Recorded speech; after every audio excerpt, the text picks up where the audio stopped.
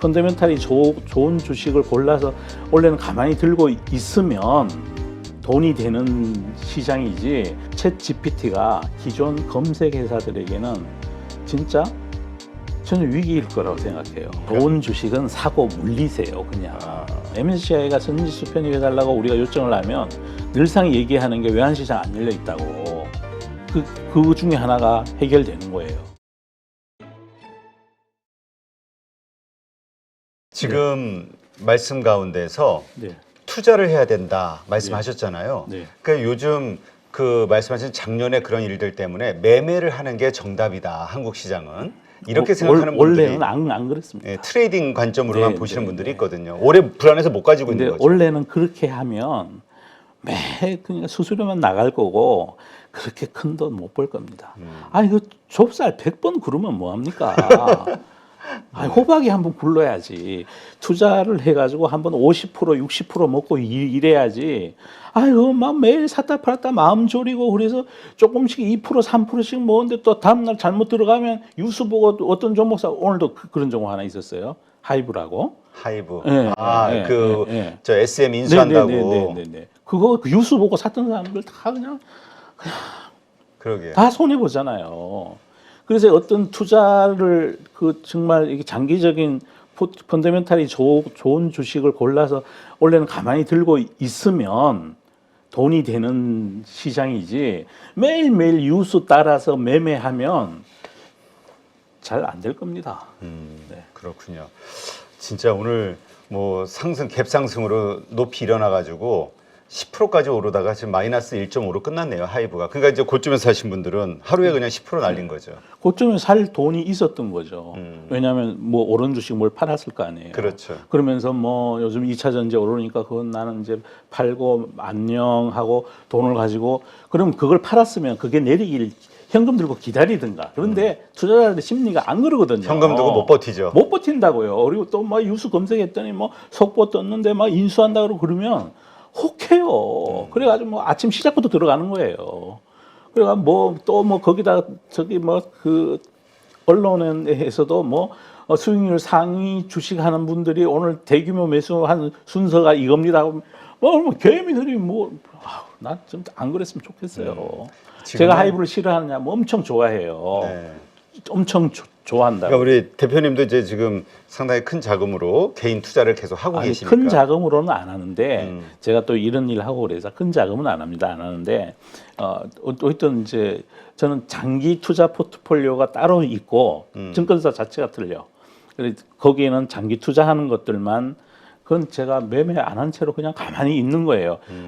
7년 전에 산 주식도 있고, 그건 1000% 난 것도 있어. 그래요? 근데 대신에 이제 장기 투자하는 거는 소액으로 하죠. 너무 크게 들어가면은 내가 잘못 보면 아주 힘들어요. 장기 투자는 좀 소액으로. 네, 비중을 적게 해서 여러 개를 몇 종목을 이렇게 사두는 그런 스타일인데, 제가 운용사 그만두고 나서 제일 속으로 좋았던 게 나 이제 투자해도 된다 했어요. 마음대로. 그래서 나오자마자 이제 뭘 했는데 하여튼 그렇습니다. 근데 너무 이렇게 왔다 갔다 하면 돈 안 됩니다. 지금 그렇다면 이제 그렇게 장기 투자할 만한 주식을 또 잘 골라야 되는데, 그렇습니다. 참 이 앞날을 본다는 게 쉽진 네, 않아요. 이따 우리 계속해서 지난번까지 네. 얘기했던 반도체와 2차 네, 전지는 네, 좀 네. 나중에 얘기하고, 지금 뭔가 새로운 이슈로 막 떠오르는 것들이 있잖아요. 그 중에 하나가 이제 챗 GPT 관련해서. 네. 그래서 이와 관련된 주가들이 급등이 일어나기도 하고 급락이 나오기도 하고 막 복잡해요. 어떻게 이거 투자의 마인드를 가져야 될지. 네, 이제 종목 고르는 법 이제 어렵다고 그러셨잖아요. 네. 그래 말씀하신 김에 이제 제가 최근에 투자 교실이라고 유튜브 제 채널을 하나 만들었는데, 거기서는 주로 그렇게 이제 어떻게 고르는지, 고기 잡는 법에 대한 얘기와 또 실전 투자도 좀 있어야 사람들이 지루하지 않잖아요. 그렇죠. 그래서 요런 섹터, 요런 산업이 유망입니다. 이런 걸 제가 알려드리려고 그러는데, 최근에 이제 챗 GTP가 또 화두가 됐잖아요. 그렇죠. 그래서 저는 그걸 보면서 무슨 생각이 들었냐 하면, 이제 진짜 검색 회사들 고생 좀 하겠구나. 검색 회사들. 네, 구글도 그러하고 네이버도 그러하고 또 그런 생각이 들었고 시장을 뺏길 것 같다. 그건 이제 비유하면 내연기관 자동차 회사가 테슬라를 만난 거야. 새로운 신기술의 전기차를 아무도 안 하고 있었으면 상관없는데 테슬라가 해가지고 막 이제 전기차 보급 침투율이 10%가 됐어요, 작년으로. 아, 많이 높아졌네요. 네네. 그렇게 된 현상이니까. 그런데 그냥 검색을 해서 잘 먹고 잘 살았는데 새로운 뭐 이게 무슨 뭐 챗 GTP 이런 게 나오니까 이제 이 회사들이 투자를 많이 해야 되겠구나. 이거는 오늘 카카오 컨퍼런스 콜에서도 자기들도 이제 특수한 뭐라고 하여튼 그 GPT를 한다고 이제 얘기는 했는데 카카오도 한다 그러죠. 네이버도 한다 그러죠. 아마존도 한다 그러죠. 구글도 한다 그러죠. 그렇죠. 마이크로소프트도 한다 그러죠. 중국 애들은 안 하겠어요? 바이도 이번에 나왔잖아요. 알리바바도 한다 그러고. 네네. 그 얘기는 즉슨 그 다음에 임플리케이션은 뭐냐? 이거 진입 장벽이 없는 산업이다. 그렇지. 하긴 그게 일반적인 그 어떻게 게더링 하느냐가 문제지 기술은 그렇게 어려운 게 아니더라고 그러더라고요. 2차 전지 산업하고는 달리 이거는 돈을 들여서 뛰어난 코딩 잘하고 컴퓨터 잘하는 사람들을 데려오고 그 다음에 서버를 왕창 늘여놓으면 돈 들여서 반도체 많이 갖다 깔아놓으면 되는 거구나. 그래서 진입 장벽이 없는 산업이구나. 그래서 설사 전기차가 많이 팔리게 되면 엔진차가 안 팔려서 어닝이 손해 볼까 봐 사실 기존 내연차 회사들이 안 하려고 그랬던 그렇죠. 거잖아요. 근데 갑자기 테슬라라는 괴물이 나타나가지고 순식간에 이렇게 판을 뒤집어 놓은 것처럼 이 챗 GPT가 기존 검색 회사들에게는 진짜 저는 위기일 거라고 생각해요. 그래서 위기이자 도전이라 그랬는데 그러니까 위기는 기존의 어닝을 갉아먹을 시장을 뺏길지 모른다는 게 위기고 도전이란 말 속에는 돈을 무지 많이 써야 되는구나라고 생각해요. 진짜 말씀 들어보니까 그러네요. 그냥 앞으로 확 좋아질 것만 생각했는데 그 사업을 영위하기 위해서 써야 되는 돈. 큰일 난 거예요, 진짜 사실은. 그 돈이 어디로 갈 거예요, 최종 종착지가. 서버 누려야죠. 반도체. 그래서 지금 반도체를 하이닉스, 삼성전자를 무지하게 사고 있어요, 외국인들. 딥러닝을 한다고 생각을 해보세요. 그러면 우리가 도서관에 가서 도서관에서 내가 숙제를 해야 돼. 그런데 책이 직렬로 쫙 깔려 있고 몇 권이 없으면 일일이 돌아가서 책을 뽑아서 읽어야 되잖아요. 그렇죠. 그런데 이게 속도감 있게 빨리 숙제를 완벽하게 하려면 책이 많이 꽂혀 있는 거기에 앉아있으면 여기 앉아가지고 하나씩 뽑아내서 보고 집어넣고 보고 그게 딥러닝 할 때 메모리의 양이 늘어야 되는 이유거든요. 그래서 그거는 머릿속에 한번 상상을 해보시면 딥러닝을 빠르게 하는 방법이 뭘까? 메모리를 늘어야 된다라고 저는 생각해요. 그리고 그걸 찾아가는 AI 반도체라는 특수한 설계된 반도체도 앞으로 수요가 생기겠지만 그것도 좋고 그냥 메모리도 많을수록 좋아요. 그러면 이제 새로운 D램 반도체에도 서버용이 한 40% 정도 되고 PC용이 한 40되고 뭐 핸드폰 뭐 이런 쪽이 한 20대. 서버용은 경기 영향을 잘 타진 않잖아요. 그렇죠. 우리가 뭐 인프라 같은 거라고 사람들이 서버가 더 많이 느릴 것 같아. 이 GPT와 관련해서 인공 AI와 관련해서는 가장 많이 사용하는 칩이 아무래도 엔비디아 GPU가 될 것이다. 그래서 이제 엔비디아가 계속 좋아졌는데 이것만이 아니라 우리 메모리 쪽 D램도 계속 쓸 수밖에 없으니까.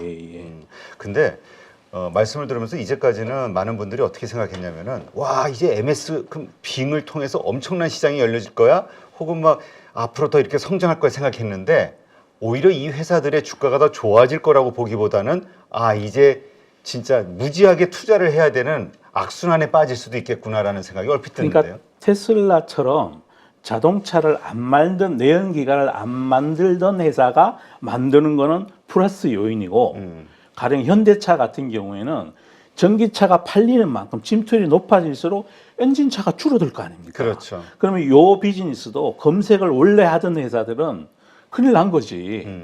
큰일 난 거죠. 왜냐하면 기존 게 안 팔리고 이게 팔릴 거니까. 그러면은 이게 팔린다고 했을 때 그 부가가치가 네. 저거만큼 네.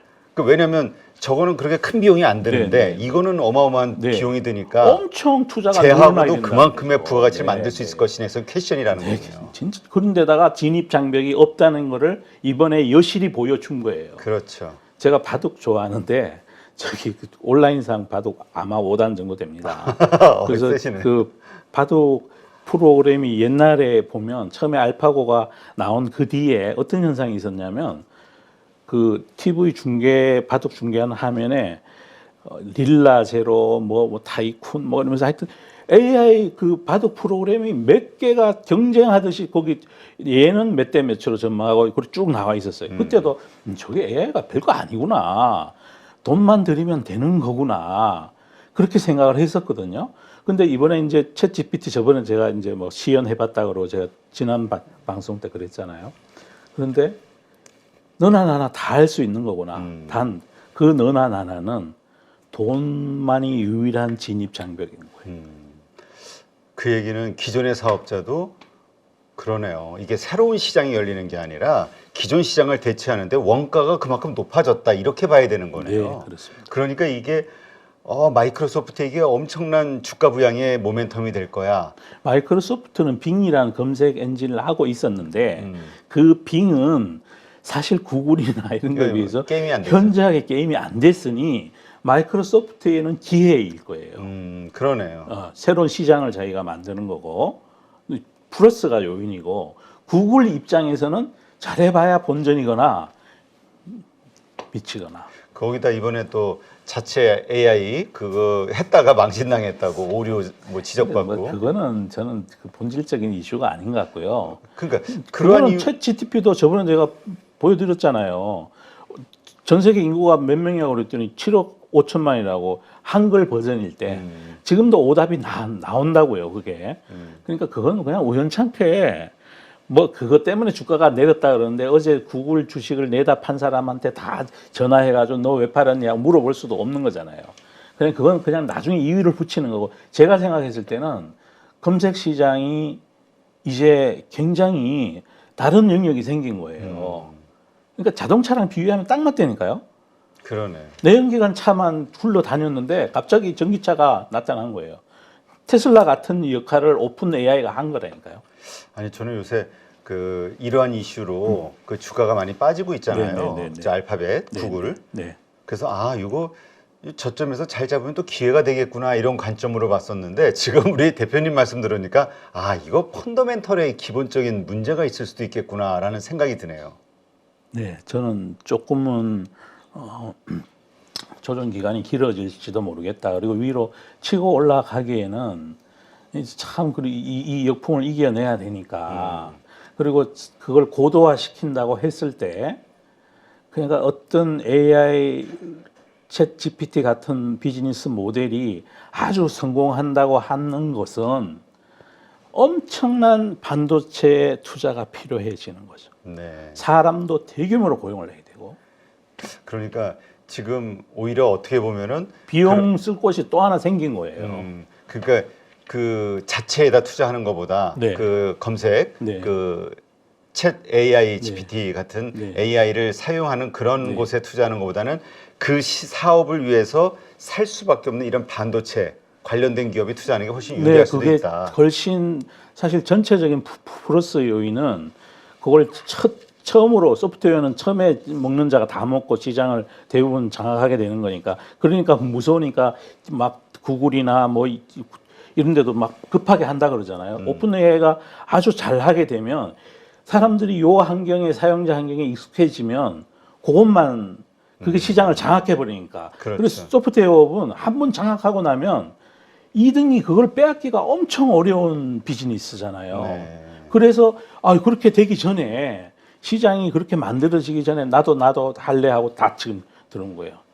그게 물론 그게 반도체 투자로 이어지려면 시간이 많이 걸릴 거예요. 그렇죠. 왜냐하면 투자하는 금액이 뭐 아직까지는 큰 금액이 아니니까. 근데 저는 이제 대용량의 서버가 필요한 챗 GPT를 하겠다는 회사 수가 많아지면 많아질수록 장기적인 반도체 펀더멘탈은 엄청 좋아진다. 그게 뭐 직접적으로 뭐 그 해주는 엔비디아도 그건 밸류에이션이 굉장히 높잖아요. 그렇죠. 근데 요 스토리로 갖다 입히면 매력적이게 보이는 거고 또 사람들이 그 미처 거기까지는 생각을 안 하시겠지만 메모리도 많아야 돼요. 그렇죠. 잘 찾아가면 뭐해 거기 책이 없는데 책이 여러 개 꽂혀 있어야 그 속에서 뭘 찾을 거 아닙니까? 그런 차원에 그래서 엔비디아하고 협력 관계에 있는 그 SK 하이닉스 그래서 뭐 산다는 그러니까 더 이게 좀 선호주로 본다는 그런 이야기도 있더라고요. SK그룹이 그 SK텔레콤에서 AI 반도체를 이제 굉장히 이제 조금은 좀 일찍부터 시작을 했어요. 그래요? SK텔레콤이. 그러니까 텔레콤이 그랬다는 거는 그게 결과적으로 어떻게 될지는 이제 뭐 투자가 많이 들어가야 되니까 그건 봐야 되는데 어쨌든 SK그룹이 이번 세스 그 부스에서도 보면 많이 나오고 그 좀 이렇게 약간 그 이런 AI 쪽 그다음에 뭐 이런 쪽 투자를 많이 늘린 것 같아요. 2차 전지 하는 것도 그렇고. 그래서 변화를 능동적으로 받아들이려는 그런 생각이 많이 있으신 것 같아요. 그러니까 아까도 말씀하셨듯이 이제는 투자해야 되는 해가 됐다. 네, 네, 말씀은 네, 네. 이런 어떤 투자 아이디어를 네, 가지고 있다면 그 투자 아이디어가 실현될 때까지 계속 그 주식을 들고 버티는. 들고 가야죠. 만약에 팔았다면 그 돈 들고 다시 내려올 때 사야 된다 이거죠. 딴 거 하지 말고. 네네네. 아니 왜? 그리고 가격이 부담이 있어 팔았다면 그 현금을 들고 내리길 기다리거나 안 내려오면 쫓아가서 사야 된다는 거죠. 왜 1등 주식을 버리고 2등 주식을 삽니까? 만약에 20년, 30년 전에 삼성전자는 이렇게 올랐고 LG전자는 옆으로 기내하고 만약에 포트폴리오를 그렇게 했다고 쳐봐요. LG전자 그 사이에 한 배도 안 올랐잖아요. 그렇죠. 삼성전자가 뭐 100배 뭐 오르고 이런 동안에 그 여러 그 투자자분들께 꼭 말씀드리고 싶은 게 1등 주식을 팔아서 같은 테마 속에 있다고 그거 팔아가지고 단순 뭐 10% 20% 그 차이를 먹겠다고 2등 주식 옮겨가고 이거 망하는 일이에요. 정말. 진짜 그러시면 안 됩니다. 정말 안타까운 마음을 네. 표현하시는군요. 네, 네. 아니 진짜 정말 장미를 꺾어서 안개꽃 사는 거야. 안개꽃이 더 좋으시죠? 앞날이 안개 속이 되니까. 안개가 앞을 볼 수가 없다. 아니 안개꽃도 이쁘긴 하던데. 아유 저도 안개꽃 좋아하죠. 네, 앞날을 보기 어려운. 그러니까 아주 확실한 앞에 성장이 보이는 그런 주식을 팔아서 보다 더 불확실해 보이는 주식을 사는 오류를 범해서는 안 된다. 아니 그러니까 요즘 최근에 2차 전지가 올랐잖아요. 네. 2차 전지가 오르면 사람들이 막 그래요. 이거는 많이 올랐으니까 그걸 팔아. 걔는 오르는데 이유가 있다니까. 걔를 팔아가지고 같은 테마 안에 엮여 있는 맞아요. 빌빌거리는 걸 사. 그동안 덜 오른 거, 못 오른 거. 삼성전자를 팔고 LG전자를 사는 거야. 30년 전에. 그거랑 똑같은 거예요. 투자는 그렇게 하시면 큰일 나요. 돈 안 된다니까요. 그러니까 지금 어떤 큰 틀에서의 성장 투자 아이디어를 일단은 책정을 하고 거기에 맞는 주식을 잡고 그냥 버티는 거, 시간의 힘을. 아니, 그러니까 버티든가 너무 막 이게 또 가격이 올라가면 팔고 싶죠, 다들.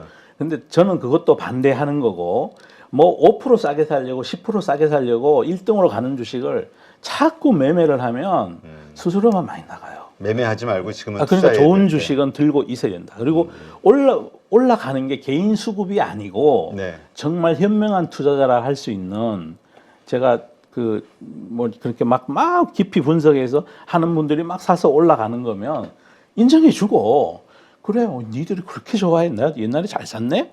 그리고 한 5% 더 조정 받을 거를 각오를 하고서라도 그래 나는 가지고 갈 거야 이렇게 된다는 거예요. 그 다음 날 되면 또 올라갈 수 있으니까. 그렇죠. 그분이 덜 살 수 있다니까요. 그러니까 제가 그 앞으로 요즘 제가 개인적으로 좀 후회하는 게 미국의 모빌아이가 상장이 될 때 지금 시장이 어려워서 정말 생각보다 낮은 가격에 상장이 됐다라는 네네. 것까지 인정을 하고 네네네. 참 매력적인 주식이다. 앞날을 네. 봤을 때도 네네. 생각이 되면서도 조금 더 싸게 살려고 기다리다가 안 돼, 그러면. 보니까 이게 쭉 올라가서 이제 거의 2배 가까이 올라 버렸으니까. 좋은 주식은 사고 물리세요, 그냥. 사고 물리시면 돼요. 그리고 작년에는 이렇게 하면 안 됐어. 왜냐면 합회적 현상이 네. 너무나 가파르게 진짜 작전주 올라가듯이 미국의 금리가 올랐다니까 1년 내내. 그렇죠. 원래는 그런 환경이 아니에요. 그리고 작년 같은 이러한 그 매크로 돈값이 비싸지는 거는 우리 역사에 자주 있는 일이 아니야. 원래도 그럴 거라고 착각하시면 안 된다니까요. 저 그거 꼭 말씀드리고 싶고. 지금 한국 시장을 보면은 2,500선 돌파를 위한 시도가 지금 네. 세 번째 이어지고 네. 있잖아요. 네. 그러니까 두 번의 앞전은 실패했어요. 네. 근데 이제 이번에는 외국인이 좀 같이 사주고 있기 때문에 돌파할 수도 있지 않을까 이런 기대감을 좀 갖고 있는 분들이 많아지는데. 저는 돌파할 거라고 생각합니다. 아, 그러세요? 그리고 그 단순하게 세마하는 분들은 원래 추정 이 추정 포워드로 했을 때 23년만 보고 하잖아요. 나는 그 23년만 보고 하는 것도 이렇게 잦은 매매를 일으키는 원인인 것 같아서 제발 그런 거 추정하고 이러신 분들이 24년, 5년 이렇게 좀 땡겨서 이렇게 물론 이제 가시성 때문에 그런데 좀 땡겨서 보면은 영판 다른 결과가 나와요. 뭐 시장 PER이 원래 뭐 2,500이 되면 PER이 뭐 열 몇 배가 된다 그렇게 가정을 하잖아요. 거기에는 꼭 잊지 말으셔야 되는 게 있는데 삼성전자하고 하이닉스의 어닝이 거기 들어가 있어요. 아, 그게 너무 많은 비중을 차지하고 있는 네. 거야. 그냥 노멀한 진짜 특수한 상황에 지금 삼성전자하고 하이닉스 어닝이 그런 거지. 그냥 노멀한 상황의 어닝으로 놓고 보면 지수 2,500 비싸지 않습니다. 그리고 컨트롤하고 증권사에 계신 분들이 제발 이렇게 잦은 매매를 그분들은 또 매매가 많이 돼야 돈을 수수료로 버니까. 먹고 살아야 되니까. 근데 좀 이렇게 약간 길게 이렇게 가이던스를 주시면 우리 투자자분들이 뭐 매매 수수료는 조금 덜 받으셔도 투자자분들이 행복하지 않을까 이런 생각이 그렇죠. 듭니다. 그 돈을 벌었다라는 사람이 많을수록 또 그만큼 네, 참여자들이 참여가 시장이 많으니까요. 커지는 거니까. 우리나라 주식하는 인구가 일본 주식하는 인구랑 똑같아요. 일본은 우리보다 인구가 3배나 많은데. 근데 그런 차원에서 네. 이제 우리 MSCI 선진국 지수로 편입이 돼야 우리가 좀 본격적으로 우리 맨날 저평가됐다라는 이 이야기를 벗어날 네. 수 있는 거 아니냐. 네. 근데 이제 외환 시장이 이번에 70년 네. 만에 열린다고. 네, 제가 저 화면 한번 네. 봐보시죠. 한국 외환시장 70년 만에 빗장 푼다. 내년 하반기 한다고 이제 하는데 이것도 굉장히 좋은 거다 정말. 그러니까 우리보다가 사이즈가 적은 나라도 가령 뭐 싱가포르나 홍콩이나 이런 데도 외환시장이 하루 종일 돌아가. 우리만 걷어놨는데 이게 왜 그러냐면 수출 주도 뭐 그런 또 이렇게 외환 시장이 우리가 수출을 많이 하는 나라니까 환율이 떨어지면 큰일 나니까 그렇죠. 그동안 이제 사실은 좀 막아 놓은 거죠. 막아 놨는데 놨는데 우리가 경제 규모가 커지게 되고 이렇게 되니까 이제는 우리 국내에서 거래되는 현물한 시장보다가 그게 뭐 하루에 평균 한 400억 불? 네. 그 정도 거래된다 그러면 40억 불인가 400억 불인가 그건 제가 정확지 않습니다. 하여튼 4대 5야. 여기에서 거래되는 게 NDF 시장이 국내보다 더 커져 있단 말이에요. 그래서 굳이 그거를 막아 놓을 필요가 없어진 거죠. 근데 이렇게 되면 MSCI가 선지수 편입해달라고 우리가 요청을 하면 늘상 얘기하는 게 외환시장 안 열려 있다고. 그 중에 하나가 해결되는 거예요. 그 다음에 그들이 얘기하는 게 지배구조 얘기하는 거고. 네. 뭐 유동성은 차고도 넘치게 많은 거고. 또 그러면 외국인 한도도 다 개방됐고 외환시장마저 오픈이 되면 선진지수 들어갈 가능성이 높아진 거죠. 근데 선진시장에 들어간다고 우리한테 꼭 좋으냐? 장기적으로는 굉장히 좋고 단기적으로는 이머징 펀드에서는 주식 팔아야 돼요. 우리가 이머징에서 나오면. 네. 그래서 그렇죠. 뭐 그건 수급적 요인이어서 그러니까 투자에 참고할 건 아닌 것 같습니다. 그러니까 네. 그 의견들이 좀 다르더라고요. 네, 왜냐하면 그래도 우리가 이제까지 용꼬리, 뱀의 머리, 네. 이머징에서의 그 네. 비율 그걸 가지고 있었는데 선진국 지수로 가면은 용꼬리가 되는 거 아니냐. 그러더라도 추정하는 자금의 규모가 다르니까 엄청 다르기 때문에 혼란은 일시적으로 있을지라도 그거는 그냥 참으면 되는 거니까. 아니 우리가 투자를 하는 거지 칩을 산 게 아니잖아요. 그렇죠. 작년에 추억되면 모든 분들이 칩 트레이드가 돼 있어 지금. 그래서 그런 눈으로 보면 결코 이게 나쁜 뉴스는 아닌 거고 뭐 또 우리 그 세계 시장에서 차지하는 무역의 규모라든지 GDP 뭐 이런 걸 봤을 때 우리나라 이건 당연히 예전에 했어야 되는 건데 그렇죠. 너무 많이 미뤘다가 이제서야 하는 것 같아요. 다만 이제 급변 사태가 있었을 때 컨틴전시 풀에는 만들어 놓고 했으면 하는 바람이 그렇죠. 있습니다. 공무원들 입장에서는 네. IMF 외환 위기가 트라우마라고 네, 얘기하니까 그렇습니다. 네, 네. 외환 위기에 대한 네. 어떤 확실한 네. 대비책 이런 건 네. 좀 필요하겠군요. 어쨌건 우리 증시는 네. 앞으로 계속 커질 수밖에 없고 환경은 좋아질 수밖에 없다. 이렇게 이해를 하면 되겠군요. 싸요 지금. 지금 싸다. 싸. 네, 알겠습니다. 네.